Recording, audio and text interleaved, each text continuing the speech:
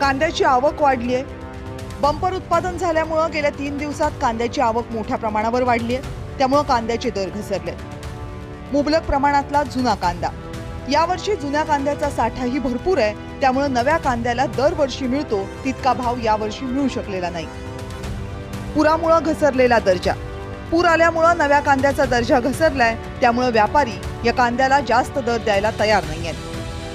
केंद्र सरकारचा हस्तक्षेप, ग्राहकांसाठी कांद्याचे दर आटोक्यात ठेवण्यासाठी केंद्रानं अनेक उपाययोजना केल्यात, ज्याचा फटका शेतकऱ्यांना बसतोय। कांद्याचा बफर स्टॉक, सप्टेंबरमध्ये केंद्रानं बफर स्टॉक बाजारात आणला। त्यामुळे नव्या कांद्याची मागणी घटली आणि बांगलादेशमधून कमी झालेली मागणी।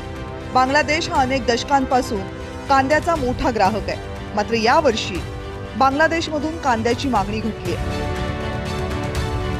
दरवर्षी ऑगस्ट महिन्यापासून कांद्याचे दर वाढतात, पण यावर्षी तसं झालेलं नाहीये। म्हणूनच सरकारनं कांद्याला क्विंटल मागे किमान 1000 रुपयांचं अनुदान द्यावं अशी मागणी कांदा उत्पादक शेतकरी करतात। पण सरकार त्यांची ही मागणी पूर्ण करते का, हा खरा प्रश्न आहे। किरण गोटूरसह ब्युरो रिपोर्ट, जय महाराष्ट्र।